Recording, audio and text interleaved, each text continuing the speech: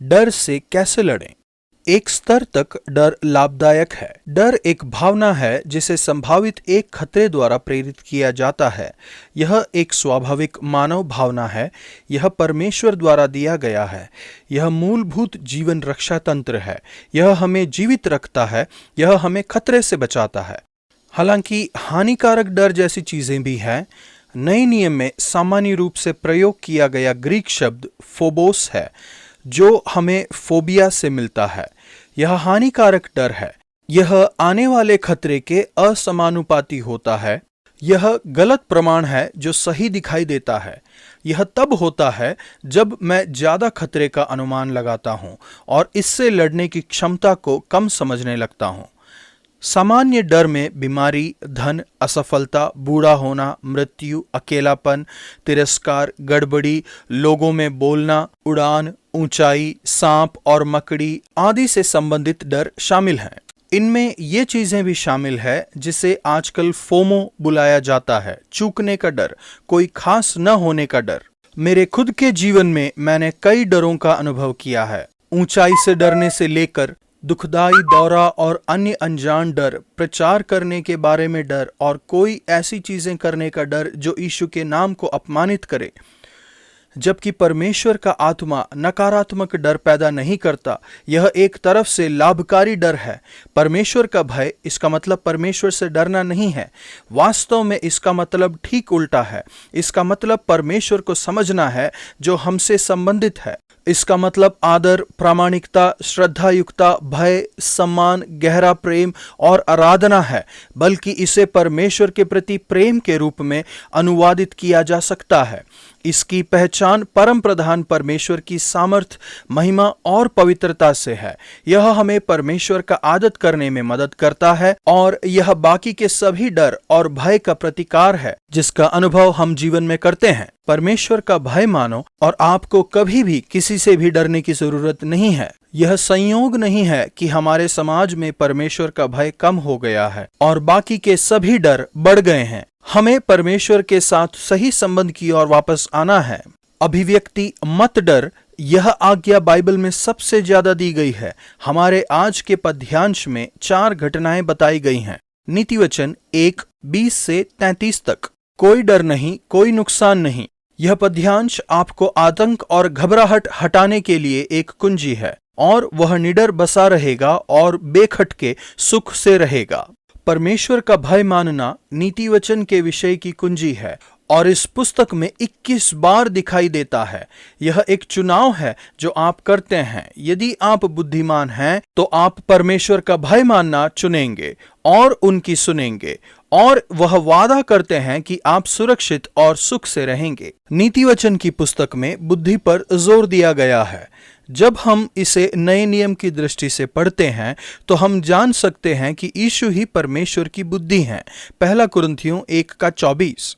यह पद्यांश नीतिवचन 1:20 से 30 तक हमें प्रभु की आवाज की अवहेलना और स्वच्छंदता तथा परितोष के मार्ग पर चलने के विरुद्ध चेतावनी देता है। इसके बजाय परमेश्वर का भय मानने, उनकी सुनने और जब वह आपको सही करें तो मन फिराने के लिए कहता है। यदि आप ऐसा करेंगे तो परमेश्वर आपको अपनी कल्पना से ज्यादा प्रकाशन देंगे। मैं बुद्धि, अपनी आत्मा तुम्हारे लिए उंडेल दूंगी। मैं तुमको अपने वचन बताऊंगी। पद 23। वह अपने वचनों में बुद्धि के छिपे खजाने को आपको प्रकट करेंगे। परमेश्वर का भय मानो और आप अच्छे हाथों में होंगे और डर के नुकसान से मुक्ति पाएंगे।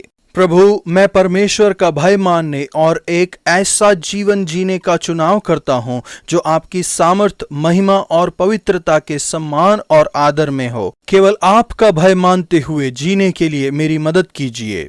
नया नियम मत्ती 10:1 से 31 तक। लोगों का कोई डर नहीं। इस पद्यांश में यीशु ने 3 बार कहा है मत डरो। प्रकरण यह है कि यीशु अपने शिष्यों को सुसमाचार सुनाने और बीमारों को चंगा करने के लिए भेजते हैं। जैसे ही यीशु अपने 12 शिष्यों को बुलाते हैं तब वह उन्हें मिशन पर भेजते हैं। सैद्धांतिक प्रशिक्षण तुरंत व्यवहार में लाना चाहिए।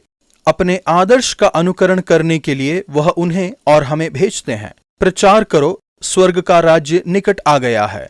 दिखाओ, बीमारों को चंगा करो। जब यीशु उन्हें बाहर भेजते हैं तो उन्हें चेतावनी देते हैं कि उन्हें विरोध का सामना करना पड़ेगा। मैं तुम्हें भेड़ों की नाई भेड़ियों के बीच भेजता हूँ। उन्हें शुद्ध बुद्धि की जरूरत है, सो सांपों के नाई बुद्धिमान और कबूतरों की नाई भोले बनो। स्थानीय महासभाओं में उनका विरोध होगा और उनसे नफरत की जाएगी। उन्हें सताया जाएगा और उन्हें शैतान कहेंगे। इस प्रकरण में यीशु 3 बार कहते हैं, मत डरो।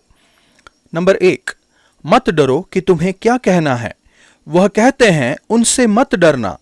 आपको दूसरों से डरने की जरूरत नहीं है, चाहे वे कितने भी ताकतवर क्यों ना हो। उदाहरण के लिए स्थानीय महासभाएं, शासक और राजा। तुम मेरे लिए हाकिमों और राजाओं के सामने उन पर और अन्य जातियों पर गवाह होने के लिए पहुंचाए जाओगे।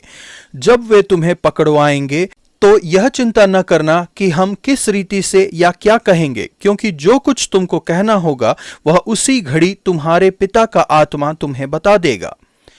नंबर 2, मत डरो कि अन्य लोग तुम्हारे साथ क्या करेंगे। जो शरीर को घात करेंगे पर आत्मा को घात नहीं कर सकते, उनसे मत डरना, पर उसी से डरना जो आत्मा और शरीर दोनों को नरक में नाश कर सकता है। नंबर 3, मत डरना कि तुम्हारा क्या होगा। वह कहते हैं, यदि आप परमेश्वर का भय मानेंगे तो आपको किसी और से डरने की जरूरत नहीं है। परमेश्वर का पूरा नियंत्रण है। क्या पैसे में 2 गौरैया नहीं बिकती? तो भी तुम्हारे पिता की इच्छा के बिना उनमें से एक भी भूमि पर नहीं गिर सकती। उनका पूरा नियंत्रण ही नहीं है, बल्कि वह आपसे गहरा प्रेम करते हैं। तुम्हारे सिर के बाल भी सब गिने हुए हैं, इसलिए डरो नहीं।